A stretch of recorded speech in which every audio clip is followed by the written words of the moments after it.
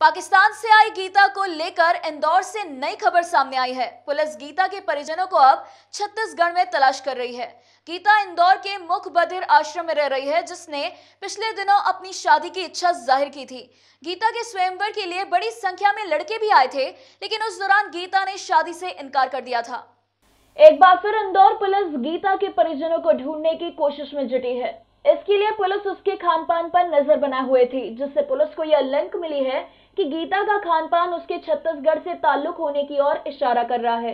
वहीं एक साउथ के हीरो को भी गीता ने पहचानने की कोशिश की है, जो इशारा कर रहा है कि उसका ताल्लुक कहीं ना कहीं छत्तीसगढ़ और उसके आसपास के इलाकों में से है।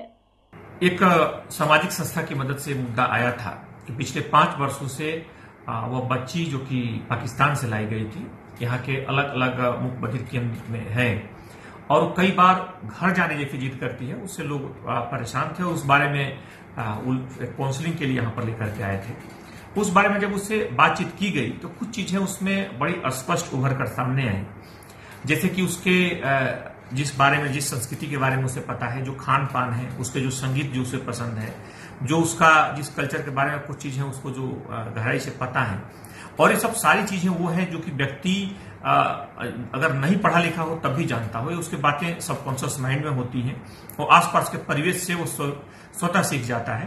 तो इन सब चीजों के आधार पर निष्कर्ष निकाला गया, जो चीजें सामने आई कि वो तेलंगाना के उत्तरी हिस्से या फिर छत्तीसगढ़ के दक्षिणी हिस्से में किसी खास जो संक्रमण क्षेत्र है, जो लगे हुए जो हिस्से हैं, उनमें से किसी क्षेत्र की होनी चाहिए, क्योंकि जो भी जानकारियां मिली वो इस बात की तरफ इंगित करती थी।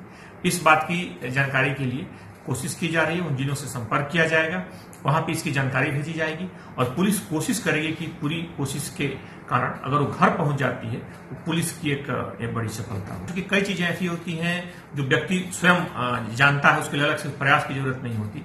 जैसे कि जब वो घर से गई थी उस समय शिक्षा दीक्षा नहीं हुई थी, वो पढ़ी लिखी नहीं थी, इसलिए संगीत की बात हो या कई फिल्मों को दिखाने की बात हो, ये बच्चे खुद ब खुद जानते हैं। जिस परिवेश में रहते हैं उस परिवेश के उन चीजों को पहचानते हैं, उसको देख करके वो रिएक्ट करते हैं, यानी कुछ न कुछ वो सुन रहे हैं, समझ रहे हैं या पहले उन्होंने देखा है।